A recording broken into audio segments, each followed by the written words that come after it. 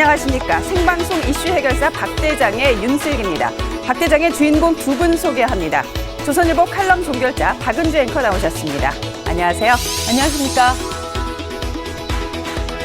얼굴은 둥글지만 날카로운 지성의 소유자 장원준 앵커 나오셨습니다. 안녕하세요. 예, 안녕하십니까. 네, 먼저 첫 번째 소식입니다.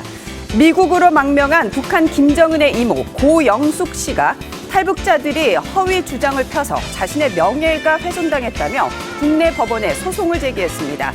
강명도 경민대 인성교육원 북한학 교수, 남영희 새정치연합 언론특위 부위원장, 이인설 변호사, 그리고 권세진 월간 조선 기자 네 분 모셨습니다. 안녕하세요. 안녕하십니까. 안녕하십니까. 일단 강 교수님이 지금 피소를 당한 입장이세요. 네. 입장이 어떠세요?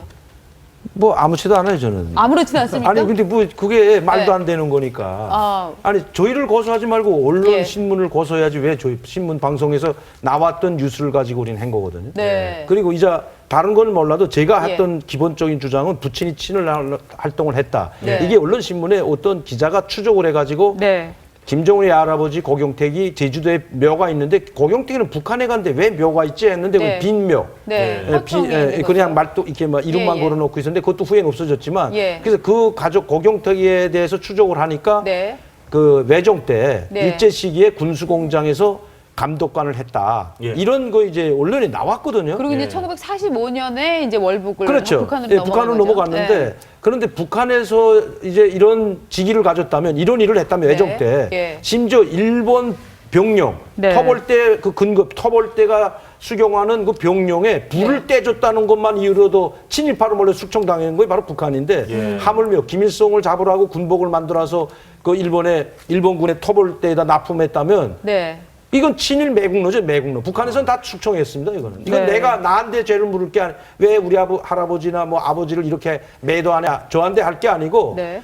김일성이 한테 가서 해야죠. 김일성이가 몽땅 숙청해버렸으니까, 그때. 그러면은요, 물론 이 이제 소송을 대리하고 있는 분이 그 논란의 중심 강영석 변호사라서 참 이슈 만드는 데는 천재다 이런 평도 있지만 어쨌든 고영숙 씨가 이런 소송을 낸 거에는 무슨 의도나 목표가 있지 않겠냐 그런 분석도 나와요. 어떻게 보세요? 지금 뭐 고영숙 씨가 이제 이 얼굴을 뭐 변장하고 말하자면 이한영 씨가 성형 수술을 해가지고 얼굴을 바꾸지 않았습니까? 예. 네. 지금 언론 뉴스에 나오는 거 보면 성형 수술을 하고 지금 미국에서 이제 조용히 살고 있다 했는데 왜 이 네. 시점에서 했을까?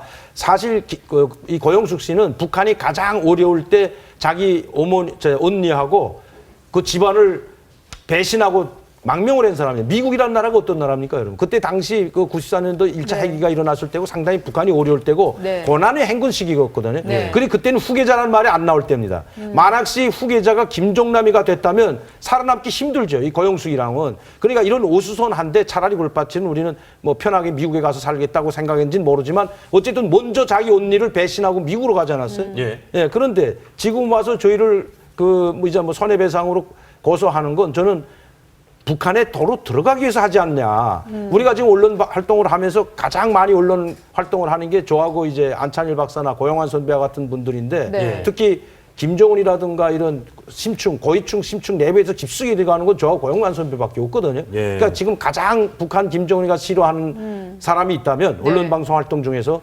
저하고 고영환 선배라고 이야기를 들었습니다. 그건 제 정보기관으로부터 제가 이야기를 들은 거기 때문에 네. 그렇다면 저희를 고소함으로 해서 김정은을 좀 가련될 굵어주려고 하지 않을까. 네. 왜 느닷없이 지금 와서 이걸 할까. 그런데 제가 봐서는 오히려 김정은이가 좋아하지 않습니다. 이렇게 건드리면 자충수를 뒀다고 생각하거든요. 예. 왜냐하면 이렇게 되면 고용이가 어떤 인물인지 또 언론에 지금 또 한 번 타게 돼요. 그렇죠. 그러면 고용이뿐만 아니고 고용이의 아버지는 누구고 할아버지는 누구고 네. 이게 쭉 나오게 되면 예. 김정은이 권위가 땅바닥에 떨어집니다. 왜냐하면 이거는 우리 한국 분들만 보는 게 아니고 북한 사람들도 이 방송을 보기 때문에 네. 해외에 나와 있는 사람은 다 봅니다. TV조선 중국에 가보십시오. 이 식당에 가도 나옵니다. 이 TV조선이 보니까. 식당에도요? 네, 아. 중국에 있는 케이블 TV 식당에 들어갔는데 깜짝 놀랐거든요. 들어갔다 예. 제가 방송한 녹화했던 거 나오는 바람에 제가 깜짝 놀랐거든요. 거기 있는 사람들이 다 쳐다보잖아요. 저를. TV조선 나옵니다. 케이블 TV에. 예. 그러면 이걸 보게 되면 고용이의 아버지가 또 친일파라는 소리가 또 나오고 그 행적을 다시 추적할 수밖에 없어요, 저희가. 그렇죠. 그렇게 되면 그게 진짜 군수공장 감독관이 밝혀지게 되면 예. 이건 북한이야말로 북한에서 볼 땐 이건 북한에서 매국노밖에 될 수가 우리 한국에서 이게 평가가 아니고 예. 저희는 북한에서 왔기 때문에 북한에서 이 고경택의 행적을 외종 때 행적을 추궁한다면 친일 매국노로 추궁하는 거죠. 네. 일단 저 김정은 외가 가계도를 한번 보면서 고영숙이 어떤 사람인가를 좀 살펴봐야 될 것 같죠? 그렇죠. 예. 그러니까 고영희가 김정일의 이제 부인이었는데 좀 사망했고 그렇죠. 그 두 사람 사이에 태어난 사람이 지금의 북한 지도자인 김정은. 그렇죠. 그러니까 지금 김정은 입장에서는 그 고영숙이라는 이 거론된 지금 인물이 이모가 되는 겁니다. 그렇죠. 예. 그러니까 김정은이 술수 유학 시절에 고영숙이 같이 가서 뒷바라지를 했다 이런 얘기가 나오지 않습니까? 그렇죠. 그런데 바로 그 이모가 이제 미국으로 가버린 거죠. 예. 미국으로 망명한 가면서 거죠. 예. 최대 망명하면서 족국인 미국으로 망명했다는 그렇죠. 것은 북한을 완전히 배신해. 북한 말로지가 표현하는 건데 네. 우리 한국말. 우리 쪽에서는 좋은 거죠. 그쪽에 김정은이 고모가 이모가 갔으니까 이건 우리한테 도움이 되고 그 미국한테도 상당히 중요한 정보 자료가 네. 되기 때문에 상당히 도움이 되지만 북한에서 보면 네. 정말 이건 참을 수 없는 배신감이 되는 거죠. 그런데 왜 이인철 변호사님 지금 고영숙 씨는 미국인인 거죠? 그렇죠. 미국인이니까 한국인을 상대로 소송을 내는 거는 가능해 보입니다. 네. 근데 도대체 왜 이런 소송을 내나? 그래서 이제 절차적으로는 일단 요건은 성립됩니다. 왜냐하면 네. 피고의 관할 주소지에다가 소송을 하기 때문에 우리 네. 강 교수님이 대한민국에 살고 계시잖아요. 네. 그래서 네. 대한민국 법원에 소송하는 건 되는데 문제는 실체적으로 정말 명예훼손이 되는지가 문제인데요. 네. 명예훼손으로 손해배상을 받으려면 그 교수님 말씀하신 내용이 명백하게 허위사실이어야 됩니다. 네. 근데 교수님은 이미 언론지상에 나오신 거를 확인하는 차원에서 말씀하신 거잖아요. 네. 그래서 그게 만약에 이제 진실인지 거짓인지 그걸 둘째치고 네. 교수님은 이 언론의 사실을 믿고 말씀하셨기 때문에 그 명예훼손의 고의가 없으세요. 그래서 제가 네. 보기에는 명예훼손으로 손해배상이 인정되기가 상당히 어려울 것으로 보입니다. 제가 보기에는 지금 북한에서 하여튼 탈북자들 핵심에 있던 탈북자들이 얘기하는 게 제일 지금 그 아주 까다로운 문제 아닙니까? 아주 아마 골치 아프고 굉장히 그죠, 목에 속쓰린 가시 같은 그런 건데 예. 그 입을 다물게 하기 위해서 지금 소송을 제기한 것 같은데 이 소송을 왜 강용석 씨는 뭐 여당 의원 아니었습니까? 그러니까 우리 강 박사님 분석이 맞다면 김정은의 가려운 데를 긁어주는 소송을 네. 그렇죠. 강용석 변호사가 대리했다는 아이러니가 되는데 네. 전설을 잘 모르겠습니다. 근데 여기서 하나 분명히 할 게 있는데 네. 고영희는 김정일의 부인이 아닙니다. 정식 부인이. 네. 결혼한 적이 아. 없어요. 그냥 남의 김용숙이라는 결혼하고 잘 살고 있는 네. 남자를 빼앗아 가지고 동거녀로 흔히 영원히 말하는 결혼 등록을 첩이죠. 못 하고 살았습니다. 그러니까 네. 이건 우리말로 표현하면 첩도 아닙니다. 이거는 비밀 여자. 네. 그러니까 내연녀죠. 불륜, 비밀. 내연녀, 불륜. 불륜녀. 불륜내야 비밀이 아니고 예. 불륜 내연녀입니다. 이렇게 점점 더 들어가면 추악해 돼요. 왜냐하면 김정은이가 지금 김일성 모습을 하고 나와서 김일성 흉내를 네. 내고 있지만 김일성과 찍은 사진이 지금까지 단 한 장도 공개가 안 됐습니다. 왜? 자기가 김일성 흉내를 내고 김일성이 정통성 있는 선자가 맞다면 김일성의 사랑을 받으면서 김일성과 어렸을 때 보냈던 사진들이 수없이 많이 나와야 되는데 그걸 전시하다시피 하고 교과서로 네. 내보내줘야죠. 지금 뭐 3살 때 총 쏘고 뭐 5살 때 탱크 몰았다고 할 게 아니고 예. 나는 이렇게 김일성한테 총애를 받으면서 살았다는 걸 보여줘야 되는데 아직까지 우리가 그렇게 언론에서 말했는데도 불구하고 단 한 장도 사진이 없습니다. 왜 그런 줄 아십니까? 이미 김일성은 고영희를 모른다는 겁니다. 김일성 고영일 분. 이게 하여튼 뭐 이 소송이 어려운 게 뭐냐면 네. 이 원고가 물론 대리인을 선임해서 변호사만 출석할 수 있지만 네. 가급적이면 본인이 출석하는 게 좋아요. 더군다나 명예훼손 같은 경우에는 본인이 직접 확인해야 될 게 있는 거예요. 아. 성형을 예. 했는지 안 했는지 직접 확인해야 되잖아요. 법을 그러네요. 확인해야 되잖아요. 네. 근데 네. 만약에 고영숙 씨가 미국에서 사실 입국하기는 어려울 것으로 보이고요. 예. 네. 본인이 그렇게 계속해서 출석을 안 한다면은 우리 교수님 계속 출석하십시오. 출석하면은 이 재판에서 분명히 출석한 사람이 유리하게 될 것입니다. 네, 참 아니, 저는 미국까지 가서라도 고소하려고 했습니다. 예. 등장 인물들도 그렇고 참 희한한 소송이 아닐 수가 없습니다. 다음 뉴스입니다. 10년 넘게 사용한 김치 냉장고가 폭발을 해서 큰 불이 났습니다. 책임은 누가 져야 할까요? 사용 기간이 다소 오래됐어도 제조사에 책임이 있다는 판결이 나왔습니다.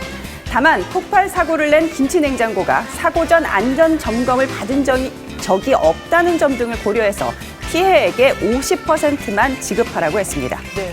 아니 김치냉장고는 조용히 언제나 그 자리에 가만히 있는 착한 애라고 저는 생각을 했었는데 김치냉장고가 불이 나서 주변 집까지 뭐 피해를 입었다 이런 얘기죠? 김치냉장고는 덩치가 크니까 예. 여태까지 뭐 오븐이라든가 밥솥 같은 게 터지면서 뭐 네. 사고가 났던 적이 몇 번 있었잖아요. 그렇죠. 그랬는데 김치냉장고는 그냥 이렇게 큰 것이고 이게 열이 나거나 하지 않잖아요. 그렇죠. 우리가 불을 쓰는 것이 아니기 때문에 생각을 안 했는데 네. 그래서 지금 근데 김치냉장고로 인해서 사고가 난 적이 지금 소보원에도 있었고 고소가 들어간 적도 몇 번 있었어요. 그런데 이 김치냉장고 같은 경우는 이제 냉장고는 그냥 냉장고는 부엌에서 이제 가장 좋은 자리를 차지하고 있지만 그렇죠. 김치냉장고는 아무래도 뭐 베란다라든가 뭐 네. 아니면 방이라든가 이런 데 많이 들어가 있다 보니까 구석에 이렇게 처박아 두는 예. 경우도 많죠. 그래서 소송 이제 제조사의 경우에 네. 이제 당신들이 잘못 사용했거나 좀 관리에 소홀했다 이런 식으로 계속 소송이 길어졌던 경우가 많습니다. 아. 근데 이게 10년 지났다고 하는데 10년이 지나서 고장이 나고 부서지는 거는 충분히 이해가 가는데 네. 폭발한다는 거는 이거는 배상을 하고 이제 손해배상을 하고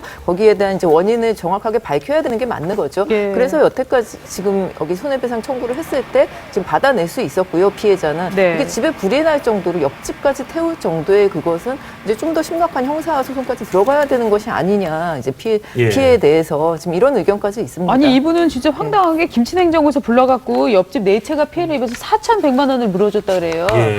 근데 지금 법원에서는 그럼에도 불구하고 이 그 소비자가 안전 점검을 미리 받지는 않았다는 이유로 이제 배상액을 깎지 않았습니까? 그렇죠. 이제 중간에 10년이나 썼는데 네. 중간에 이제 무슨 일이 없었냐. 그리고 사실 근데 사람들이 쓰다 보면은 한 2, 3년 지나가면은 그 제조사에 어떻게 책임을 묻거나 다시 네. 해달라 이렇게 잘 하게 되지 않잖아요. 그렇죠. 그랬는데 이제 앞으로는 좀 그렇게 하는 것이 좋겠다라는 판례를 이제 보여주는 거긴 한데 이 피해자 입장에서는 상당히 억울한 일이죠, 이게. 그럼 인철 교수님 간단하게 이런 뭐 김치냉장고가 됐든 세탁기가 됐든 이런 피해를 나중에 혹시 입었을 때 법원 판결에서 유리하려면 소비자가 좀 숙지해야 될 요령 같은 게 있을까요? 일단 이 법원이 좀 상당히 좀 특이한 판례라고 볼 수가 있습니다. 왜냐하면 제조물체법에 보면은 예. 이 소멸시효가 10년으로 규정이 돼 있어요. 네. 그래서 10년이 지났기 때문에 좀 어렵지 않나 이렇게 했는데 우리 법원에서는 이 피해자를 좀 구제하려는 그런 생각을 가지고 있었던 것 같아요. 일반 민법으로 가가지고 안 날로부터 다시 시효를 기산했거든요. 예. 근데 이제 문제는 뭐냐면 이 소비자가 안전점검을 안 했기 때문에 다 받지 않고 50%를 깎였습니다. 그렇죠. 네. 그래서 우리 소비자 같은 경우에는 혹시 문제가 있을 경우에는 네. 제조사에 전화를 하세요. 전화를 해서 점검을 해달라. 이렇게 충분히 자기가 이렇게 안전조치를 다 했으면 100% 배상을 받을 수 있어요. 네. 그렇군요. 다음 이슈로 가봅니다. 동기인 여자친구를 감금 폭행한 의학전문대학원 남학생에 대해 결국 이제서야 해당 학교가 제적 처분을 내렸습니다. 여론이 나빠지자 뒷북 징계를 했다는 비판이 나옵니다. 그렇죠. 이 사건이 이 폭행 사건이 지금 3월 달에 있었는데 예. 거의 뭐 8개월을 끌어오다가 그렇죠. 언론에 기사가 나니까 바로 그 당일에 지금 그 조선대 의전원에서 이 회의를 소집을 해서 예. 속전속결로 결론을 했죠. 냈단 말이죠. 근데 기사가 처음 나온 거에서 네. 당일은 아니고 며칠 또 조금 끌다가 네. 뜨거해서 이제 정말 예. 어제 속전속결로 예. 뒤늦게지만 이게 하여튼 뒤늦게지만 당이라고 봐야 됩니까? 이게 뒤늦은 게 한국 사회의 정말 고질적인 남녀 간 이 폭력을 보는 고질적인 문제를 반영한 거라고 봐야 됩니까? 폭력 문제를 지금 네. 정말 저도 이거 보면서 너무 어이가 없는 게 이게 지금 인터넷으로 전부 다 이 여학생의 상황이 이제 모두 다 이제 드러났잖아요. 예. 얼마나 그렇죠. 다치고 얼마나 감금을 당했는지. 근데 이 정도로 증거를 다 가지고 있고 이제 본인이 얘기를 할 수 있는데도 불구하고 여태까지 이 문제가 덮어졌다는 거. 그리고 네. 어떻게 보면은 좀 비슷하다고 보기는 힘든데 옛날에 이제 고려대 의대에서 있었던 사건이라던가 뭐 사법연수원에서 있었던 이런 전문직을 키워내는 기관들이 이런 것에 대해서 이거는 한 번 잘못되면은 평생 이 일을 하고 살 수가 없어. 정말 인생 망치는 거야. 이런 마인드를 대학교나 무슨 연수원 이런 쪽에서 갖고 있더라고요. 예. 그런 것 때문에 이제 뭐 항상 피해자는 여자 아니겠습니까? 똑같은 이제 조건을 갖고 있는 뭐 연수원생이든 의대생이든 이런 여자분들도 제대로 이렇게 공부를 잘하고 들어간 학생들도 전혀 보호를 받지 못하고 있어요. 그래서 예. 학교에서도 이런 일이 일어났을 때는 그 그러니까 본인 입장에서는 정말 어마어마한 일이기 때문에 바로 이렇게 해야지. 이거를 언제든지 그러면 사람들이 항상 법적으로 보호를 받지 못하고 무조건 인터넷에 올려야지. 이렇게 되면 그렇죠. 이 상황이 악용될 수도 있는 거거든요. 예. 피해 받지도 않았으면서 피해 받아서 사람들 의견을 다 뭐 이렇게 동정을 받을 수도 있는 일이기 때문에 학교든 어떤 기관에서 빨리 처리를 해야 되죠. 예.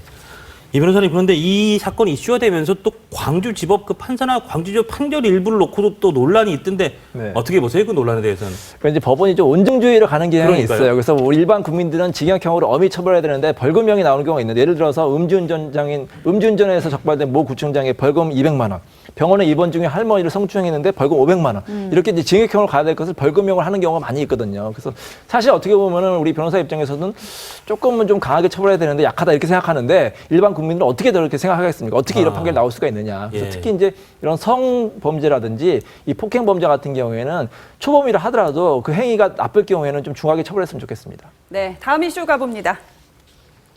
배우 신은경 씨가 여러 가지로 구설수에 올랐습니다. 전 소속사와 돈 문제에 이어 이제는 아픈 아들을 돌보지 않았다는 보도까지 나왔습니다. 그녀를 둘러싼 소문과 진실 알아봅니다.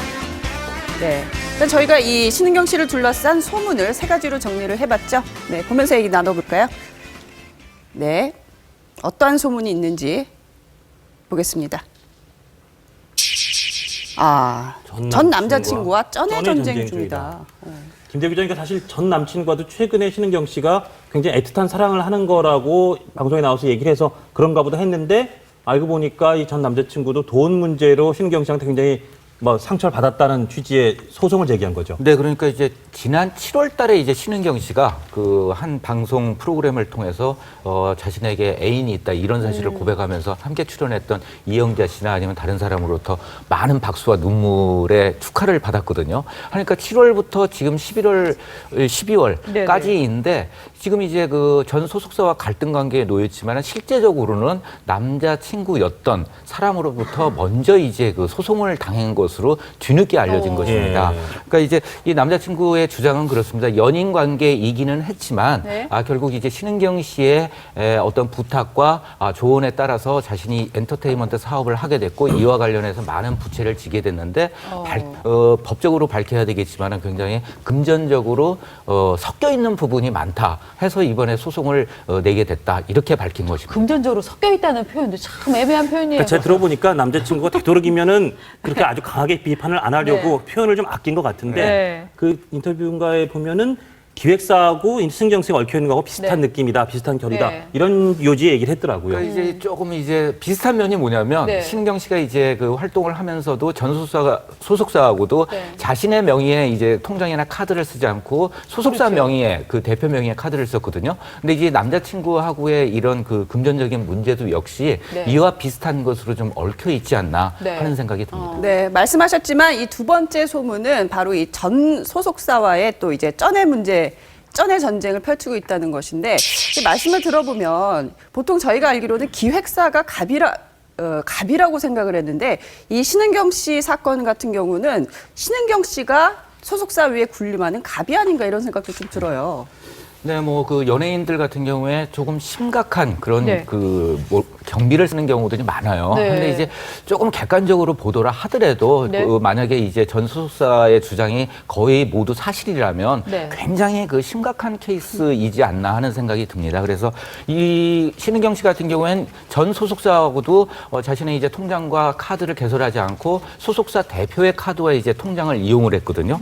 그러면서도 이제 전 남편의 그 어떤 그 빚 때문에 이것을 갖다 대신 갚아주고 있기 때문에 자신의 통장과 그걸 개설하지 못하고 있다.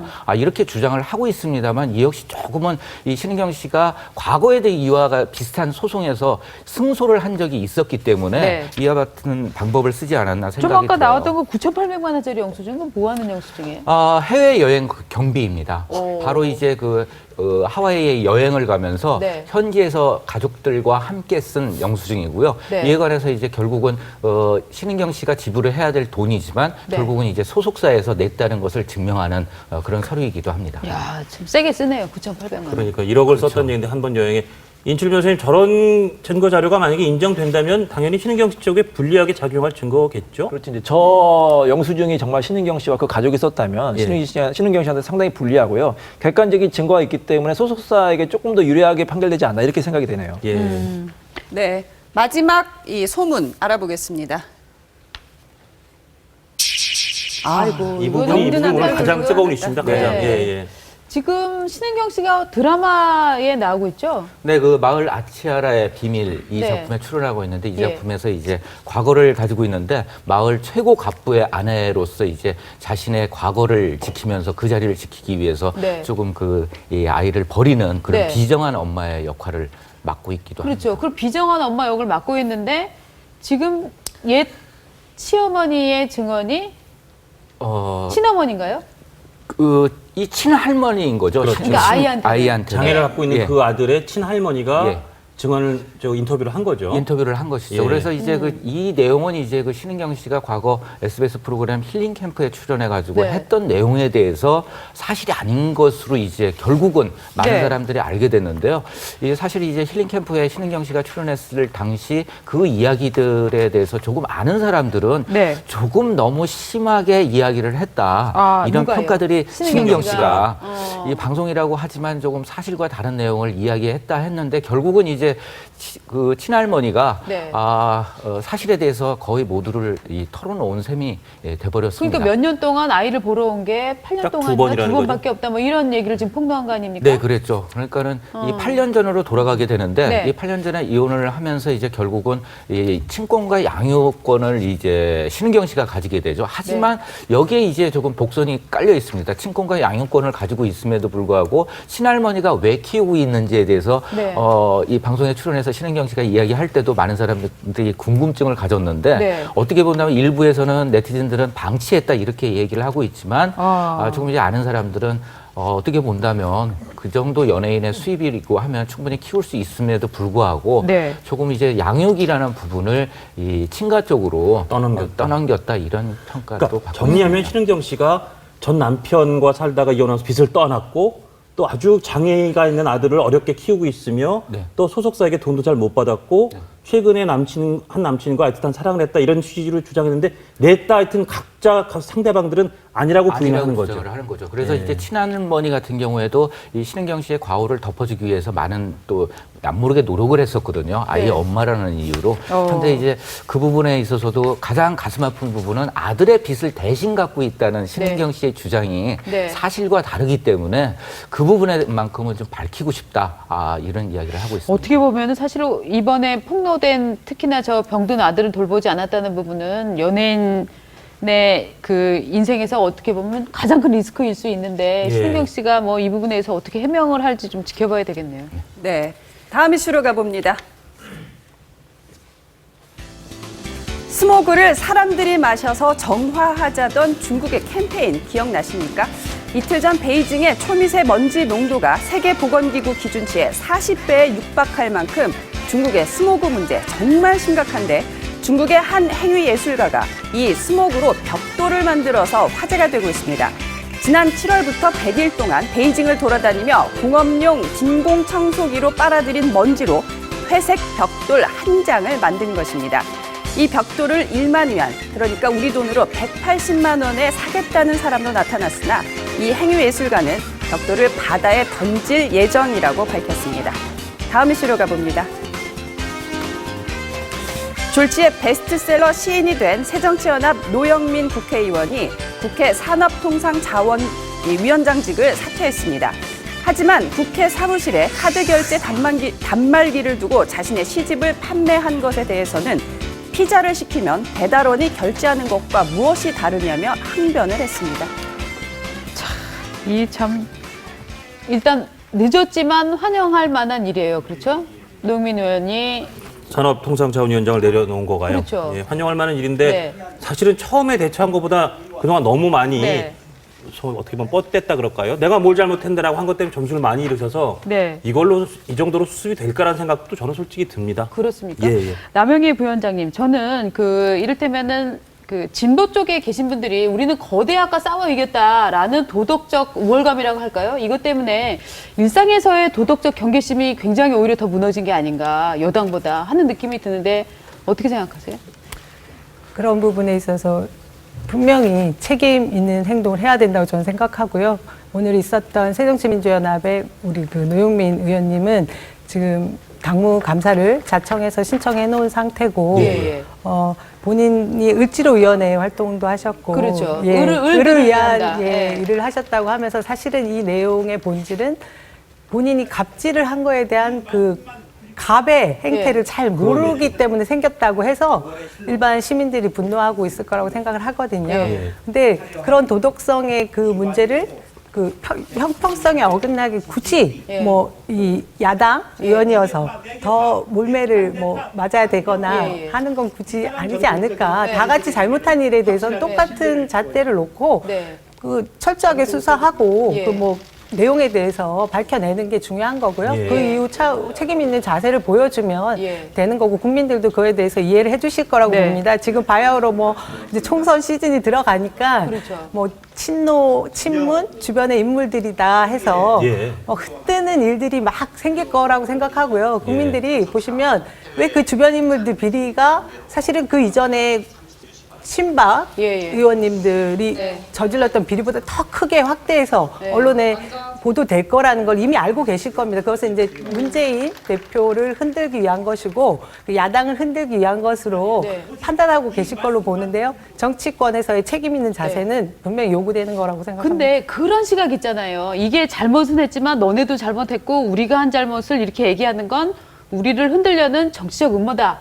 이 시각을 버리지 않으면 야당이나 여당이나 이건 다 정치적 음모다라는 시선을 버리지 않으면 이런 도덕적 문제들은 저는 계속 일어날 것 같은데요.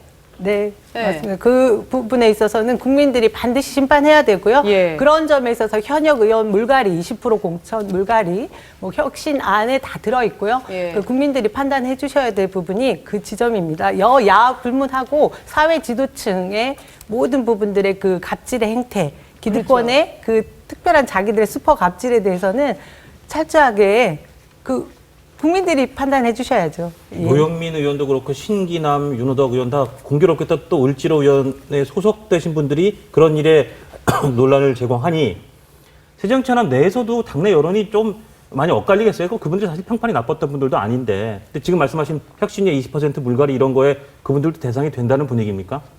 아직 뭐 사실 진상을 밝혀야 될 거고 사실 예. 여부를 좀 더 지켜봐야 될 상황인 것 같습니다. 좀 예. 뭐 이전에 김태원 의원 같은 경우에 새누리당 예. 뭐 아들의 특혜 의혹이 있음에도 불구하고 한참 당 내에서 윤리위원회에서 조사를 한 다음에 해명하지 않았습니까? 그런 식으로 잦아든 경우가 있는데 우리 당도 마찬가지일 거고요. 예. 다 조사를 한 다음에 뭐 공천심사위원회에서 정확하게 판가름해 줄 거로 봅니다. 근데 국회의원 출판기념은 왜 안 없어지고 있는지 모르겠습니다. 사실 그 지금 국회의원 여당은 출판기념은 금지하지 않았습니까? 예, 당대표도 나와서 금지시키겠다고 뭐 제거하겠다 말하고 예. 이게 편법적인 정치자금 수단이 되고요. 적게는 1억 원에서 5억 원까지도 이렇게 번다고 해요. 그거 다 신고도 안 하거든요. 네. 이게 다 어떻게 보면 그 투명하지 않은 돈이 되기 때문에 앞으로 이런 국회의원 출판기념이 없애고 좀 국정활동에 전념했으면 좋겠습니다.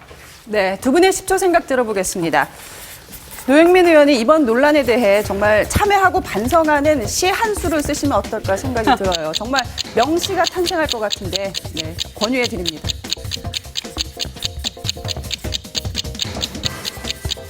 네, 피자 배달부에 이제 자신을 비유한 것은 좀 너무 지나친 거 아닌가요? 그렇죠. 네. 사람이 이렇게 궁지에 몰리면 참 악수를 뜨게 되는 것 같아요. 길게 썼는데 제 생각은 이겁니다. 네. 국회의원이든 공직자든 뭔가 자기한테 특별한 대접이 생기면 늘 특별법 처벌을 받는다는 것을 떠올리셔야 됩니다. 이번도 정치자금법에 위반될 소지가 굉장히 많다는 게 전문가들의 분석입니다. 우리나라 갑질이 계속 끊이지 않는 이유는 뭐냐면요. 남들이 그렇게 비난해도 본인들은 절대 갑질이라고 인정을 안 합니다. 일단 정말 갑질이라는 거를 인정을 한번 해주시면 좋을 것 같습니다. 네, 다음 이슈로 가봅니다. 강용석 변호사와 불륜 스캔들에 휩싸였던 도도맘 김민아 씨. 어쩌면 앞으로 정치인으로 불러야 할지도 모르겠습니다. 박근영 유경재단 전 이사장과 이 도도맘 씨가 나눈 문자가 공개가 되면서 김민아 씨의 큰아버지가 국회의원이었다는 사실이 드러났습니다. 박 전 이사장은 김민아 씨의 열렬한 팬을 자청하며 정치에 입문하라고 적극 권하고 있는 상황입니다. 사실 이 기사를 보고 예. 나서 하고 싶은 말은 딱 한 가지입니다.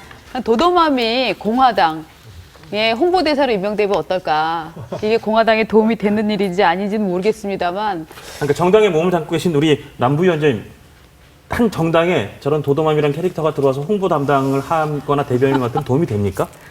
사실 제가 솔직하게 말씀드리면 이 사안에 대해서 잘 몰라요. 네. 이게 이 TV조선 같이 공신력 있는 언론 매체에서 굳이 다뤄야 될까? 그냥 잡지에서나 볼 수 있는 이야기를 해야 될까라는 네. 생각이 있습니다. 저는 사실 사안을 잘 모르겠고요. 네. 정치를 평소에 뭐 어떤 신념을 가지고 계신지 네. 모르겠지만 그런 분이 아닌 분이 갑자기 뭘 대변하실 수 있을지 예. 궁금해지네요. 아니, 저는 여기서 그 박근영 씨가 보낸 메시지 중에서 큰아버지의 DNA를 받아서인가 정말 늠름했다라고 표현을 했는데, 그래서 큰아버지가 누군지 저희가 좀 알아봤잖아요. 그렇죠. 일부 기사에서는 그게 박정희 전 대통령을 지칭한 거로 잘못 오독한 경우도 있는데 그건 아닌 것 같고요. 저희가 그건 확인해 아니고요. 보니까. 예. 저희가 김민아 씨한테 직접 확인을 한 사항이죠. 예. 그 김종기 씨는 경북 고령에서 1941년 출생을 했고요. 경북대 이제 법대를 나오셨고 10대, 11대, 12대, 13대 다 여당 국회의원을 지낸 분이죠. 그러니까 도도맘 김민아 씨가 3선 의원으로 본인은 알고 계셨는데 사실은 몰래 한 번 더 국회를 하셔서 4선이셨는데 그걸 모르셨던 것 같습니다. 예. 저분이 보니까 예. 이제 이 내용에, 이 문자 내용에 뭐 큰아버지의 DNA 그런 게 네. 있었잖아요. 그 블로그를 보니까 본인이 이제 원래 정치에 좀 관심이 있었다. 큰아버지가 그 항상 이제 여의도에서 일을 하시다가 자기는 그러니까 대구에 TK 지역의 3선 국회의원이었다고 썼죠, 거기에. 쓰고 예. 거기에 항상 그렇게 정치에 관심 많았다고 얘기를 했더라고요. 예.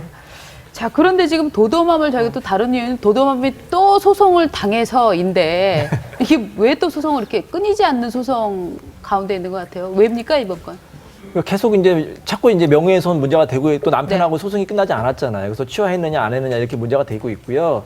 또 뭐 본인이 소치하가 문제가 되는 것 같은데 소치하 같은 경우에는 본인이나 대리인이 할 수가 있는 거거든요. 근데 대리인이 할 경우에는 반드시 본인의 그 의사를 확인해야 됩니다. 저번에도 남편이 취하 안 했는데 취하했다 이런 문제가 있었잖아요. 그래서 앞으로 소치하나 이런 절차가 있을 경우에는 반드시 법원에서 좀 본인의 그 의사를 확인했으면 좋겠습니다. 그러니까 지금 도도맘 남편이 바로 그 말씀하신 그 남편이 강용석 변호사를 고소했던 사건을 취하를 도도맘 부인이 가서 대리를 했는데 네. 그 부분을 놓고 지금 쟁점이 생긴 거죠. 그렇죠. 예. 그래서 혹시 다른 사람이 몰래 한 거 아니냐. 원래 그 소치하 같은 경우에 반드시 본인의 의사를 확인해야 되거든요. 예. 본인의 의사나 아니면 대리인을 할 경우에는 꼭 본인이 이걸 했는지 꼭 확인할 절차가 필요합니다. 네, 영상 보시고 진짜 정치 얘기 나눠보겠습니다.